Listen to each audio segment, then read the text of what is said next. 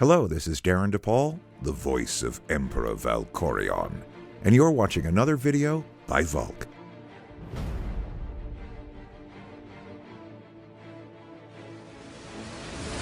Greetings from Bulgaria.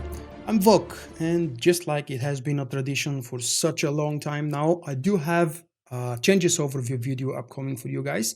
It was supposed to be released yesterday, but you know how things go. Patches were actually released by Bioware late into the evening, and I wasn't able to record it yesterday. The highlights for this update, which is already live, 5.9.2 for Star Wars The Old Republic Code Galactic Legend, is actually what's considered these days by Bioware a major content update, but it's actually labeled as a minor update. I don't know why, probably because it doesn't contain any real true story content to progress the storyline further, and that's why it hasn't been labeled to be 5.10. So the highlights include the new stronghold, the rich hideout. I do have a video available for you overviewing absolutely all of the rooms with their pricings, the two new PvP areas that are specifically new thing and exclusive to this Warzone. I highly doubt that Bioware will make another PvP stronghold in the future, but hey, who knows. The new Arena Mandalorian Battle Ring has also been released. It was available for quite some time on PTS, the public test server that is for Star Wars The Old Republic, and those of you who were able to install a second batch of Star Wars The Old Republic and test the changes for this update, you've probably seen the Warzone. It was quite buggy there. Huge selection of Warzone and matchmaking changes. I'm going to highlight some of them for you, and the rest I will leave for you to read on the patch notes here on the screen or on the links below the video. The best news, the double event is coming back from today, 7th of August, all the way until 19th of August. That's the next Sunday. This event will grant you double XP and double CXP. If you have any characters that haven't completed their storylines and you ever wanted to earn the legendary badge or achievement, now would be a good time because you have plenty of time to go through all of these changes. Something's happening to the Cartel Market. A brand new slot has been added to the Cartel Market. It lists daily item. It will be a randomly picked daily item every day that will be discounted for 50%. There is going to be also a countdown timer next to the item, so you'll know how long before the next item is placed there. All the Cartel Market reputations that have been long gone actually with the release of the Ultimate Cartel packs have been combined into a single new one called Underworld Exchange. Pretty much this is the only one that you will be caring about from now on. Regardless of what, no, not regardless, based on what reputation you have earned previously with the old 4 or 5, I can't really remember how many Cartel Market reputations used to exist before this patch. They've all been combined, so if you have legendary with only one of them, you will be legendary with the new one altogether. If you had some progress on the same highest tier for some of these reputations, they will be combined, and the new Underworld Exchange, will be listed as the combined amount of your two highest tiers. I know it doesn't make sense. I probably didn't explain it properly, but there is a link below the video. Please go check it out. It's a lot easier, I think, to read from the article because my English is as best as always. A little bit of general changes, like that fact that the female Qatar has been fixed and that color of the head will match. The Qatar will now match the select head for fur color as intended. Wow, that took me so long to pronounce. The daily bonus activity will resume as intended. Good to know that this bug has been fixed. And a couple of changes related to the conquest, because they include timers. I'm actually going to highlight those for you and leave you if you want to pause to read them properly. If you're a conquest farmer, these are probably important for you. Quick fix for one of your companions, Zoom. You might actually not even have that companion, but Zoom is now able to properly heal because she was not healing properly with one of her abilities before. I should say more or less cosmetic changes for the Kinetic Combat Shadow and the Darkness Assassin. Players will no longer receive an error message when attempting to use Force Breach or Discharge between level 12 and 16. Those 4 levels are going like this, and you've probably not even noticed, even if you played this character through those 4 levels. Crew skills fix for Biochem. You will no longer have duplicated conquest materials. A new tier of universal prefabs MK4 will now be available for you in terms of schematics to purchase from your crafting vendors on the fleet or in the origin planet and other places as well. These are extremely expensive. They're even more slower to craft than the 3rd tier, of course, and they're required for the new decorations that have been added with this update, specifically to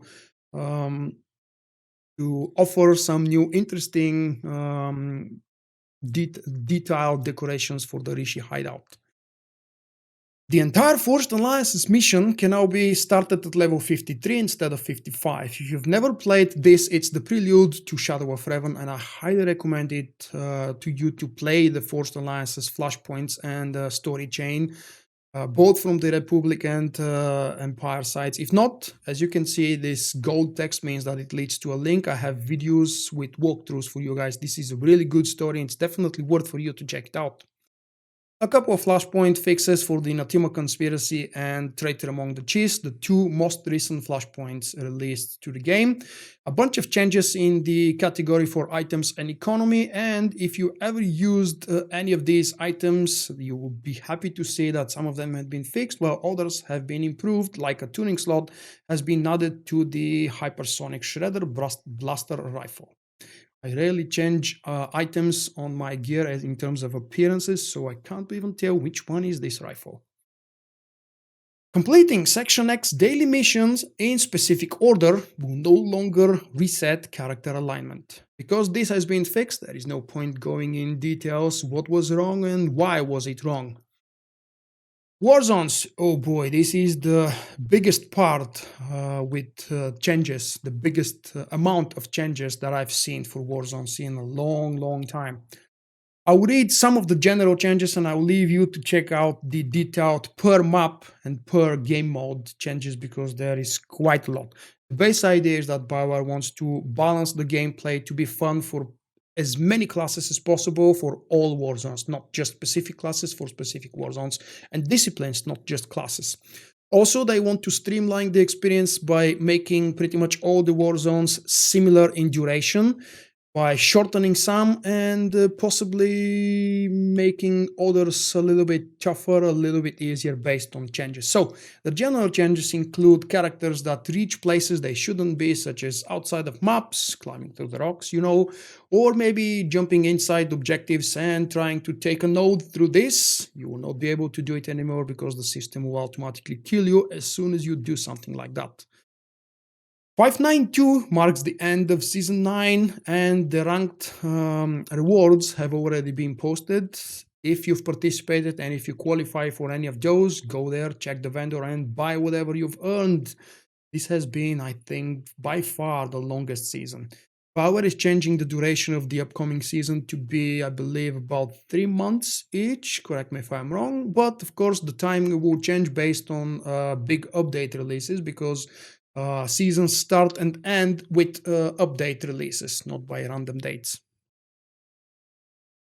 There has been a correction to an issue where a player could change their class specification before accepting a ranked arena queue. This is a really kind of a groundbreaking bug, and it's good to see that Bioware has fixed that finally, because imagine you're queuing as, let's say, a tank, and you get the queue, but before you enter, you actually change your spec to a DPS, and because you've been queued as a tank, the matchmaking system is a complete mess. A lot of tweaks have been made to the matchmaking, and you can see some of the bullet points listed over here. Pause, of course, if you want to read absolutely all of them, or check below the video for a lot more information and the full patch notes. Earning medals, including damage, healing, and defense targets. The medals that you are earning in Warzones are now much tougher to earn. Some of them have been, the targets, the amount of points you have to earn, has been changed from 2 times up to even 4 times up, and in some cases even more than this. Look at this. The Savior medal is now 1.5 million points healed, down from 3,000. This is actually a downgrade. This is one of the few downgrades. As a matter of fact, most of them, look at this. The Guardian needs 20,000 in one lifespan, of course, up from 5,000. That's 4 times more. And of course, the same goes for arenas. There is a list for changes to the war zones by map. And as I've told you, I actually have a separate video detailing these changes, why Bioware has made them, and how exactly they're supposed to enhance your fun and gameplay. Check them out here or follow the link below the video to learn more details. I hope that this as brief as possible overview of the changes for 5.9.2 was useful to you guys. As always, you can find my article entitled Star Wars The Old Republic Game Update 5.9.2, everything you need to know about, because there you will find absolutely all the information you need about this update, with additional links to even more expanded information for every category and every new feature or change. If you like that video, you know what to do, and leave me a comment. Let me know what you think. If you're actively playing the game, how do you find the changes? If you've been away from the game for some time, do these changes make you want to come back? Are you a fan of decorating? Do you think that the Rishi Stronghold can bring you back and lure you back, maybe even into PvP, if that was your sort of thing when you left the game? Don't forget that I will have a little bit after this video, another video overviewing in depth all of the Rishi hideout areas, including pricing, official pricing, because my previous overview video was from PTS and nothing was final there. We do have a brand new area. As a matter of fact, the secret cave is no longer secret and it's being turned into additional unlockable room with a 3-bedroom apartment with no windows. But never mind, it's called an apartment. So, thank you guys for joining me for this video. I hope that you do the same for the next one and the one after that and all the way until eternity. Thank you for watching. I hope you have enjoyed the video.